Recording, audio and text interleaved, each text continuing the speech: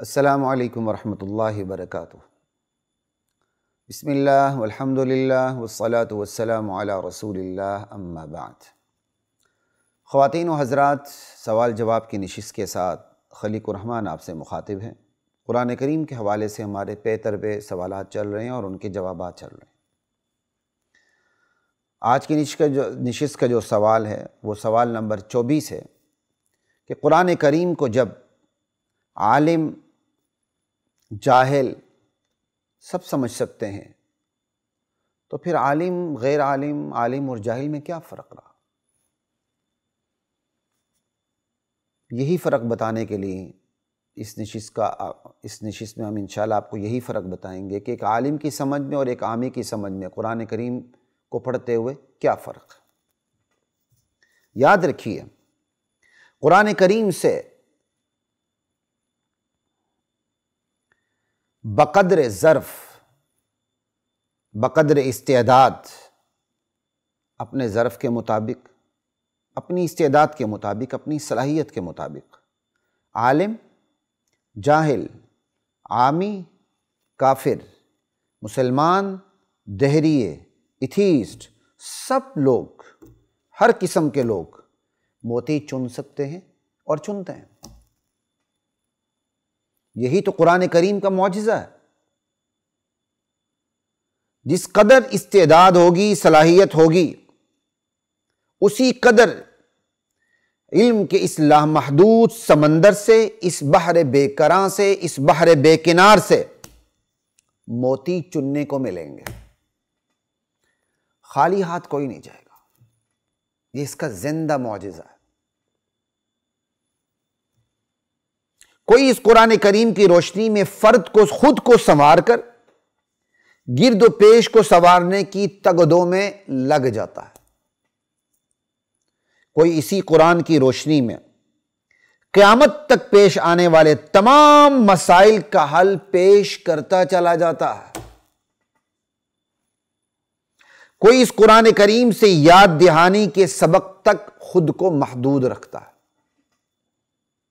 اور کوئی اسی قرآن کریم سے صرف، نحو، بلاغہ، فقہ، اصول الفقہ، تفسیر، اصول التفسیر، حدیث، اصول الحدیث، اصول الحدیث، سائنس، نفسیات، طب وغیرہ وغیرہ کے موتی چنتا چلا جاتا۔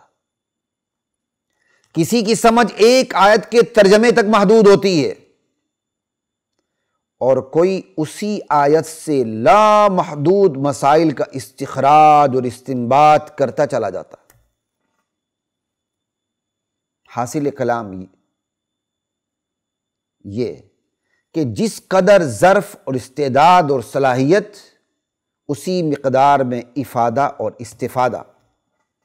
مزید آسانی پیدا کرتے ہوئے بات کی جائے تو حقیقت یہ ہے کہ قرآن کریم چونکہ کتاب ہدایت ہے، ہدی للناس ہے، اس لیے وہ عقائد اور نظریات جو کفر و اسلام کے درمیان واضح فرق کا کام دیتے ہیں اور حد فاصل اسلام اور کفر کے درمیان، انہیں عالم، عامی، جاہل سب سمجھ سکتے ہیں۔ جیسے توحید، رسالت، آخرت، ختم نبوت، معیشت اور معاشرت کی موٹی موٹی باتیں، جہنم جنت کے تذکرے، مکافات عمل، یہ ساری باتیں عالم، عامی سب سمجھ سکتے ہیں۔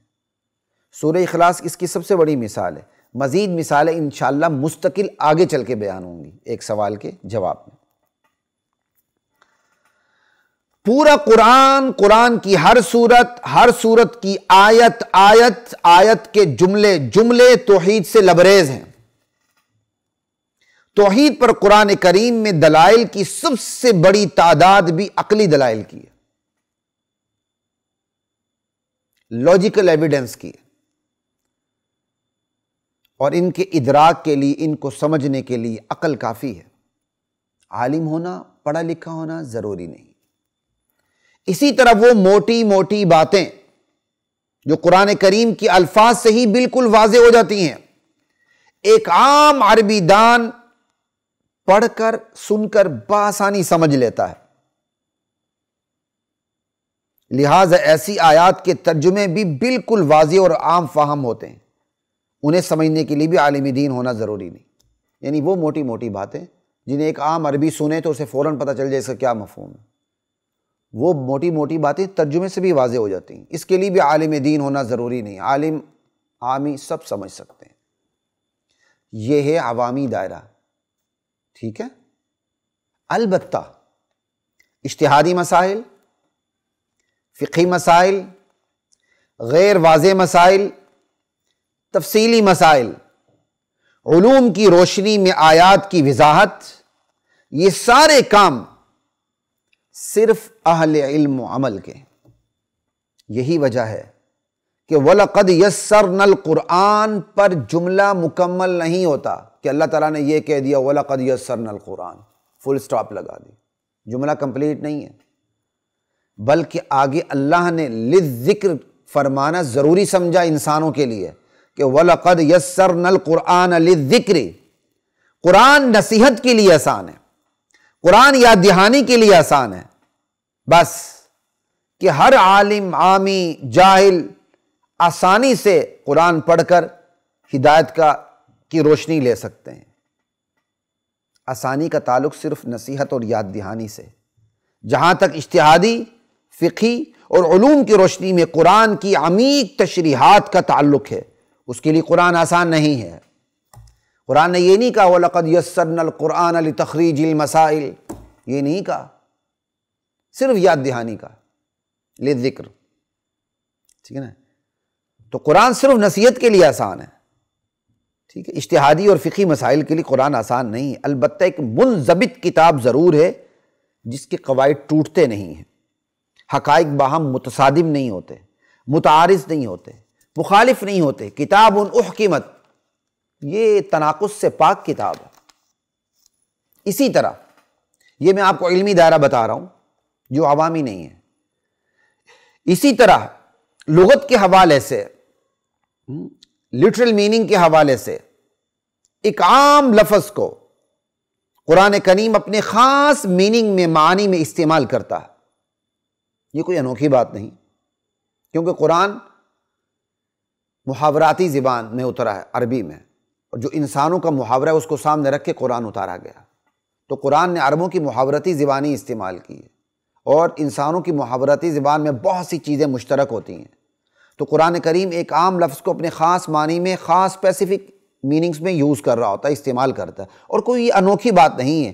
تمام علوم مالے عام الفاظ کو جب اپنی اصطلاح بنا کر، خاص اصطلاح بنا کر استعمال کرتے ہیں تو اس سے کامن میننگ سے ہٹا کر، عام معنی سے ہٹا کر اس کے اسپیسیفک میننگ کے لیے اس کو استعمال کرتے ہیں، خاص معنی میں استعمال کرتے ہیں۔ اب عام لفظ سے وہی خاص مفہوم معنی مراد ہوتا ہے، بس اس کا ادراک اس علم کے جو اہل ہیں انہیں ہوتا ہے، انہیں ہوتا ہے بس۔ میڈیکل کی اصطلاحات، قانون کی تعبیرات اس کی واضح ترین مثال ہے۔ تو بس اسی طرح قرآن کے بظاہر عام الفاظ کو جو خاص اور محدود مفہوم کے لیے استعمال کیا گیا ہے تو اس کا ادراک علماء ہی کا کام ہے، اس کی سمجھ صرف علماء کو آتی، عوام کو نہیں آتی، علماء ہی سے عوام کو سمجھ میں آتی، علماء کے واسطے سے عوام کو اس کا ادراک ہوتا، ٹھیک ہے۔ صوم و صلاۃ اس کی واضح مثال ہے۔ صوم سمجھ آئے، روزہ رکھنے کو جو ہم کہتے ہیں، لٹرل میننگ میں تو بڑی عمومیت ہے، میں تفصیل میں نہیں جاتا۔ صلاۃ، دعا لٹرل میننگ میں بڑی عمومیت ہے، لیکن قرآن نے کتنے اسپیسیفک میننگ میں اس کو استعمال کیا۔ یہ تو نہیں کہ قرآن نے کہا دیا اقیموا الصلاۃ، تو آپ تسبیح پڑھ لیں سبحان اللہ سبحان اللہ، جی صلاۃ دعا کو کہتے ہیں، میں نے دعا کر لی یا اللہ مجھ پر رحم فرما، صلاۃ ہو گئی، ایسا تو نہیں ہے نا۔ قرآن جب صلاۃ کا لفظ استعمال کرتا ہے تو اسپیسیفک ٹرمینالوجی بنا کے استعمال کرتا ہے، اس کے عام مفہوم سے ہٹ کر۔ ہاں اس خاص مفہوم میں عام مفہوم کا اثر ضرور پایا جاتا ہے، یہ ایک الگ بحث ہے، میں اس پہ نہیں جاتا، ٹھیک ہے۔ اسی طرح قرآن کریم کی آیات میں جو تطبیق ہوتی ہے، بظاہر قرآن کریم کی بعض آیات ایک دوسرے سے ٹکراتی ہوئی نظر آتی ہیں، وہ ہمارے ذہن کا ٹکراؤ ہوتا ہے، قرآن کریم میں کوئی ٹکراؤ نہیں ہوتا، سمجھے۔ ان آیات کی تطبیق یعنی جو بظاہر ٹکراؤ نظر نہیں آتا، یہ کیا کہتے ہیں یہ وضاحت سامنے رکھنا کہ یہ ٹکراؤ نہیں ہے، قرآن کی یہ آیت اس موقع کے لیے، قرآن کی یہ آیت اس موقع کے لیے، اس کو کہتے ہیں تطبیق، ٹھیک ہے؟ تو قرآن کریم کی آیات میں تطبیق اور ترجیح، کہ قرآن کریم کی ایک آیت ہے دوسری آیت ہے، اب پریورٹی کس مفہوم کو دی جائے گی، کس آیت کو دی جائے گی، یا ایک ہی آیت کے کئی مفہوم ہے، کس مفہوم کو پریورٹی دی جائے گی، کس مفہوم کو پریورٹی ترجیح نہیں دی جائے گی، ٹھیک ہے؟ اسی طرح تنسیخ، قرآن کریم کی کون سی آیت منسوخ ہے، کون سی آیت منسوخ نہیں ہے۔ اسی طرح قیاس، قرآن کریم کی آیت کو پریسیڈنٹ بنا کر آگے مزید مسائل نکالتے چلے جانا، ٹھیک ہے؟ اسی طرح قرآن و حدیث میں بظاہر ٹکراؤ نظر آتا ہے، ہمارے ذہن کا ٹکراؤ ہے، سمجھ آئی؟ حقیقت میں ٹکراؤ نہیں ہوتا۔ اب قرآن و حدیث کی جو کے مضامین میں بظاہر ٹکراؤ نظر آتا ہے، اس ٹکراؤ کو کیسے ختم کیا جائے، سمجھ آئی؟ قرآن کریم کی آیت کا موقع محل کیا ہے، حدیث کا موقع محل کیا ہے، ان تمام مسائل کا تعلق عوام سے نہیں ہے، علماء سے ہے، ٹھیک ہے؟ اور انہی لوگوں سے ان تمام چیزوں کا تعلق جو اس فیلڈ کے شاہ سوار ہیں، اس میدان کے شاہ سوار ہیں۔ جس طرح ہر علوم کے شاہ سوار ہوتے ہیں کہ اس علوم کی تشریحات کا تعلق انہی شاہ سواروں سے ہوتا ہے، تو علوم دین کی جو شاہ سوار ہیں، تو علوم دین کی تعبیرات کا تعلق انہی شاہ سواروں سے ہے۔ انہی شاہ سواروں کو علماء کہتے ہیں، اولی الامر کہتے ہیں، ٹھیک ہے؟ اسی طرح ایک ہی آیت کے مختلف حوالوں سے مختلف پہلو ہوتے ہیں، ایک ہی آیت کے مختلف حوالوں سے مختلف پہلو ہوتے ہیں۔ صرف اشارہ کر دیتا ہوں، اردو دانوں کو سمجھنا ہے، کوئی فرق نہیں پڑتا، چونکہ اہل علم بھی سنتے ہیں تو اس لیے میں عرض کر دیتا ہوں۔ ظاہر ہے، نص ہے، مفسر ہے، محکم ہے، عبارت النص ہے، دلالت النص ہے، اشارت النص ہے، اقتضاء النص ہے، صریح ہے، کنایہ ہے، حقیقت ہے، مجاز ہے۔ اب کون احمق ہے کہ جو ان تمام حوالوں سے قرآن کریم کی وضاحت عوام کے سپرد کر دے؟ اللہ اکبر! یا محض عربی دان یا ترجمے کے ٹرانسلیشن کے سپرد کر دے؟ اللہ اکبر! میں جب پی ایچ ڈی کر رہا تھا تو ہمارے ایک ریٹائرڈ بریگیڈیئر ہمارے استاد تھے، اللہ معاف فرمائے، کہتے تھے بس کوئی ضرورت نہیں، قرآن کریم کوئی نا ٹرانسلیشن بڑی آ چکی ہیں، انہی سے بس قرآن کریم کو سمجھو، یعنی ہر ایک کو وہ مجتہد بنا دیتے تھے۔ اللہ اکبر! علم و ادراک کا یہ دائرہ صرف علماء کا ہے، عوام کا نہیں ہے۔ خلاصہ کلام یہ، قرآن کریم اپنے اندر عوامی پہلو بھی رکھتا ہے، علمی پہلو بھی رکھتا ہے۔ عوامی پہلو جو عوام کی سمجھ کے مطابق ہو، علمی پہلو جو عوام کی سمجھ سے بالاتر ہوتا ہے، علماء کی سطح کے مطابق ہوتا ہے۔ تو قرآن کریم اپنے اندر عوامی پہلو بھی رکھتا ہے، علمی پہلو بھی رکھتا ہے۔ اب قرآن کریم کے عوامی پہلو کو دیکھتے ہوئے پورے قرآن کریم کو عوام کے حوالے کر دینا کہ جس طرح چاہیں سمجھیں سمجھائیں، بالکل اسی طرح غلط ہے جس طرح قرآن کریم کے علمی پہلو کو دیکھتے ہوئے پورے قرآن کریم کو صرف علماء کے حوالے کر دینا اور عوام کا براہ راست داخلہ بند کر دینا غلط ہے۔ یہی غلطی ہم کرتے ہیں۔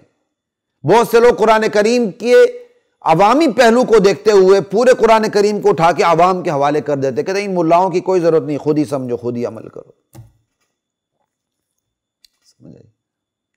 اور بہت سے لوگ قرآن کے علمی پہلو کو دیکھتے ہوئے قرآن کریم میں عوام کا داخلہ بند کرنے کی ناکام کوشش کرتے ہیں۔ یہ دونوں رویے غلط ہیں۔ حق ان دو انتہاؤں کے درمیان ہے۔ آئیں، اتریں، قرآن کریم کی چراگاہ میں اتریں، چریں، پڑھیں، ہر ایک اپنے دائرے کے اندر رہے، عوام اپنے پہلو کے اندر اپنے دائرے میں رہے، علماء اپنے دائرے میں۔ علماء کا دائرہ تو عوامی علمی دونوں ہے، کیونکہ جب علماء کا دائرہ علمی ہو گیا تو عوامی تو خود ہی ان کے پاس آ گیا، ٹھیک ہے؟ عوامی دائرے والے خاص علمی دائرے میں نہیں گھس سکتے، لیکن علمی دائرے والوں کے لیے تو عوامی دائرہ بھی کھلا ہے، جس پر دلیل ان کا اپنا علمی دائرہ ہے۔ بھائی جب مشکل ترین دائرہ ان کا ہے تو آسان دائرہ تو بطریق اولا ان کا۔ اللہ اکبر کبیرہ والحمد للہ کثیرہ۔ اب سوال کی بات آپ کو سمجھ آ گئی کہ بھائی قرآن کریم کو ایک عالم اور عامی دونوں سمجھ سکتے ہیں، تو پھر فرق کیا رہا؟ ہم نے فرق بتا دیا بھائی، عوام یہ چیز سمجھ سکتی ہے اور علماء یہ۔ عوام کا اپنا دائرہ، علماء کا اپنا دائرہ۔ عوام اپنے دائرے سے باہر نہیں نکل سکتی. ٹھیک ہے، اس کا مطلب ہم ترجمہ قرآن پڑھ سکتے ہیں؟ نہیں بھائی، یہ مطلب نہیں ہم ترجمہ قرآن پڑھ سکتے ہیں. اس کا یہ مطلب ہے ہمیں ترجمہ قرآن پڑھنا چاہیے. پڑھ سکتے ہیں نہیں، پڑھنا چاہیے. اللہ اکبر، ہمیں ترجمہ قرآن پڑھنا چاہیے. ٹھیک ہے، ہاں مترجم قرآن بننے کی کوشش نہیں کرنی چاہیے. عوام ہے خود ہی مترجم قرآن بن جائے، یہ بات غلط ہے. ترجمہ قرآن پڑھنا چاہیے. مترجم قرآن، مفسر قرآن بننے کی عوام کوشش نہ کرے. اب یہ جو شور و غوغا کیا جاتا ہے اس قسم کا کہ 2 ماہ میں خود سے ترجمہ قرآن کرنا سیکھیں، 2 ماہ میں قرآن کا ترجمہ سیکھ لیں، یہ کوئی درست طریقہ نہیں ہے. یہ بالکل ایسے ہی طریقہ ہے جیسے کسی دور میں ہم اخبار میں پڑھتے تھے 2 ماہ میں حکیم بنی ہے، 2 ماہ میں ڈاکٹر بنی ہے. لا الہ الا اللہ. سطحی قسم کے یا عوامی قسم کے طریقوں سے ترجمہ قرآن کی استعداد کبھی پیدا نہیں ہو سکتی. البتہ یہ جو کوششیں کی جاتی ہیں کہ آپ کو 2 ماہ میں 3 ماہ کے چھوٹے چھوٹے کورس کروائے جاتے ہیں، اس سے آپ کو اتنا پتہ لگنا شروع ہو جاتا ہے، شدھ بدھ ہونے لگتی ہے، ناؤ ہاؤ ہونے لگتی ہے کہ قرآن کا جو ترجمہ ہے کس لفظ کا کون سا ترجمہ ہو رہا ہے. بس جتنے آپ ساتھ ساتھ رہیں گے اس کو اتنا زیادہ آپ کو پتہ چلے گا کہ بھائی اس لفظ کا یہ ترجمہ ہو رہا ہے، اس لفظ کا یہ ترجمہ ہو رہا ہے. بس تعجب ہے، علماء نے زندگیاں لگا دیں، صحابہ نے قرآن کو سمجھنے کے لیے زندگیاں لگا دیں. 14 صدیوں کا ایک تسلسل ہے، بڑی بڑی درسگاہیں ہیں فہم قرآن کے لیے، تفسیر قرآن کے لیے. لوگ اس میں اپنی زندگیاں کھپا دیتے ہیں، پھر بھی ترجمہ قرآن کرتے ہوئے جھجکتے ہیں کہ یہ ہم سے غلطی تو نہیں ہو رہی. علمی دائرے میں آتے ہوئے بڑے بڑے علماء کانپ اٹھتے ہیں، اور یہاں کیا کہتے ہیں 2 ماہ میں قرآن سیکھ لو، 2 ماہ میں مترجم قرآن بن جاؤ، 2 ماہ میں اگلا سمجھتا ہے میں مفسر قرآن بن جاؤں گا. تو جناب پھر 2 ماہ میں ڈاکٹر بھی بن جائیں، 2 ماہ میں انجینئر بھی بن جائیں، 2 ماہ میں وکیل اور بلکہ سائنسدان بھی بن جائیں. کس نے روکا ہے؟ روکا ہے. 2 ماہ میں آپ ڈاکٹر بننے کی کوشش کریں گے، آپ کو روکا جائے گا. 2 ماہ میں سائنٹسٹ بنیں گے، بن بھی نہیں سکتے، بننے کی کوشش کریں گے، آپ کو روکا جائے گا. یہ تو صرف یتیم قرآن ہے نا کہ ہر نتھو پھتو ایرا غیرہ اس کے اندر وڑ جاتا ہے، گھس جاتا ہے. وہ کہتا ہے میں 2 ماہ میں مترجم قرآن بن جاؤں، مفسر قرآن بن جاؤں. یہ جہالت، نادانی اور خود کو دھوکہ دینے والی بات ہے. عوام اپنے دائرے کے اندر رہیں، نصیحت کی بات قرآن کریم سے حاصل کریں. بس اپنے دائرے سے باہر، اب جامے سے باہر آنے کی، پاجامے سے باہر آنے کی کوشش کریں گے تو اپنا نقصان کریں گے.